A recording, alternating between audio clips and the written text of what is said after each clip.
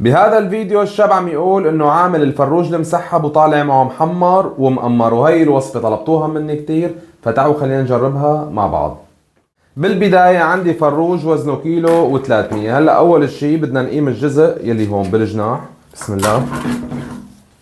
بنقيم الطرف الثاني.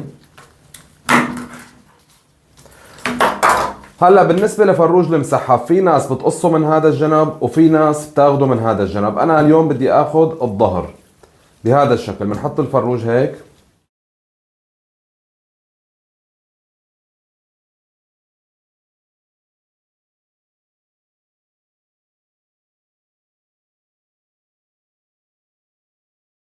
بعد ما قمنا العمود الفقري او الجزء الخلفي تبع الفروج، بنمسك الفروج وبنقلبه هيك بهذا الشكل، وبدي اضغط من ناحية الصدر هيك. تمام، هيك صار الفروج عندي جاهز. هلا شو بساوي؟ بعمل له جرح من هون وجرح من هون وجرح هيك وجرح هيك. وهلا بعد ما جهزنا الفروج مثل ما شايفين، هلا بجيب طاسة بحط الفروج فيها، بدي اغمره بالمي، وهلا بدي انزل عليه شوية خل. وهلا هيك بعد ما نقعنا الفروج بالمي والخل، بدي اتركه على جنب من هون لنجهز التبلة تبع المسحب مع بعض. وهلا بدنا نجهز التبلة تبع المسحب. اول شي بدي معلقة دبس بندورة، وبدي معلقة كبيرة دبس فليفلة، وبدي احط عليهم عصير ليمونة وحدة، وبحط عليهم نص كاسة شاي من الخل الابيض، وبحط عليها نص كاسة شاي زيت زيتون. وهلا بالمعلقة الصغيرة بدي نصها هيل، فلفل، كزبرة، توم بودرة، زنجبيل وكاري، ومعلقة كبيرة من الملح، وطبعا البهارات كلها رح سجلكم اياها بصندوق الوصف. وهلا بضيف عليهم شوية مي، وبنعمل لهم تحريكة. واخر شي بدي اضيف عليهم معلقة كبيرة من السماق، نعمل لهم تحريكة. وهلا بدي انزل الصلصة فوق الفروج. بسم الله. وهيك بعد ما تبلنا الفروج، هلا بدنا نتركه اقل شي ساعتين، واذا بنخليه ليلة كاملة ما في اي مشكلة. وهلا بدنا نبلش نجهز الخضرة اللي بدنا نحطها مع المسحب تبعنا. عندي هون 3 حبات بطاطا،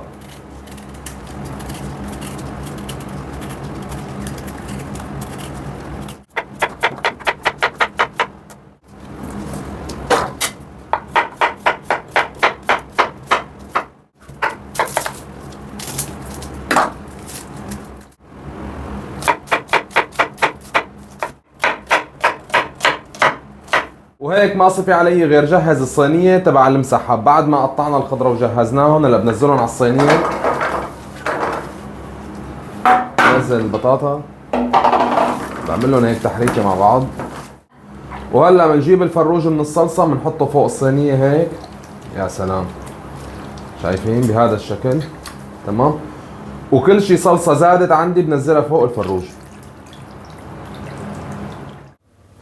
وهيك بعد ما جهزنا الفروج، هي الزبدية اللي تبع التبلة اللي جهزناها مع بعضنا، بفضي عليها شوية مي. تمام. وبرجع بنزلهم فوق الفروج. هي الحركة كتير ضرورية، لانه الفروج هلا بالفرن رح يتسبك معنا والصلصة رح تتقل، فهيك بتتم محافظة على حالها والفروج بيطلع معنا 100%. واخر شي بنصف حبات الفليفلة. هلا اول شغله بنحط عليه ورقه زبده،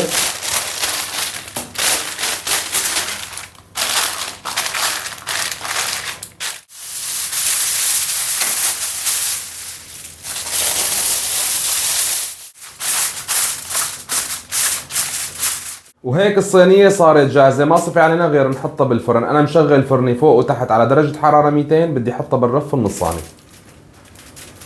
وهيك الصينيه صارت جاهزه. هلا شو بدنا نساوي؟ بدنا نكشفها. بسم الله. يا سلام. بسم الله. هلا بدي منكم شغله كتير مهمه، تجيبوا فرشايه وناخذ من الصلصه ونمسح وش الفروج. هون بيكون معلق بهارات. تماما، لو وقتنا نرجع بدنا نحمر الوش رح يحترقوا البهارات معنا، فلازم نقيمهم بشكل منيح، ما نخلي بهارات بنوب. وهلا بنرجع الصينية على الفرن، بنحط الصينية بالرف النصاني وبنخلي شغال بس من فوق لحتى نعمل له تحميرة مرتبة للفروج. وهذا فروجنا المسحب صار جاهز. شايفين ما شاء الله وكان رايح نيفا. وهلا ما صفي علي غير ذوق واعطيكم رايي بهالوصفه اللي سويناها مع بعض. هلا اول شيء بناخذ الجناح. بسم الله. رايح نيفا الجناح ما شاء الله وكان الدجاج رايح نيفا. هاي اللقمه ما لاحظت معها كريم توم لانه اجاني كتير تعليقات انه شلون يا شيف عم تحط كريم التوم وتستطعم بالبهارات. بسم الله.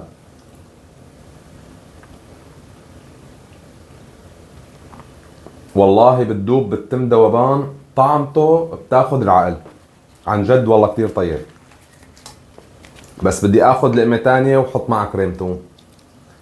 ما شاء الله والله رايح نيفا. بسم الله.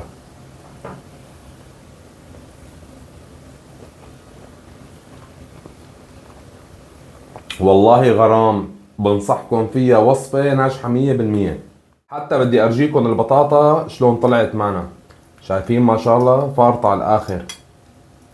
طبعا هي الملاحظات اللي بقولكم عليها، شلون البطاطا تطلع معكم هيك، شلون الدجاج يستوي، الصلصة هي كلها ما تنشف معكم ان شاء الله. هلا بقولكم على الملاحظات. شايفين؟ شوفوا الدجاج رايح نيفا. شايفين؟ والله وصفة ناجحة 100%، ما عليها ولا غلطة، تستحق التجربة وأنا بنصحكم فيها. ومن عندي بقول لك الله يعطيك العافية يا شيف على هالأكلة الظريفة.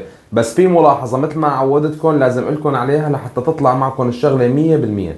وآخر شي بدي أنصحكم نصيحة صغيرة لحتى تنجح معكم الصينية مثل ما طلعت معي. بدي منكم وقت نشوي الفروج أول مرة بالفرن الشوية الأولى، بنحط الصينية بالرف النصاني على درجة حرارة 200، بنتركها من 40 لل 45 دقيقة. بعدين بنوطي الحرارة لل 140 150 لحتى الفروج يتنهنى. هي المرحلة الأولى. المرحلة الثانية بنكشف الصينية، بنمسح الوش بالفرشاية لحتى ما يتم معلق بهارات ويطلع معنا أسود الفروج. بنطفي من تحت وبنخلي الشواية شغالة بس من فوق لحتى الفروج يتحمر، والفروج من تحت يتم فيه صلصة ما تنشف. هي ملاحظتي ونصيحتي لكم لحتى تجربوا وتدعوا له للشيف أمين. وكالعادة إذا عجبتكم الوصفة ما تنسونا من لايك. تحياتي للجميع.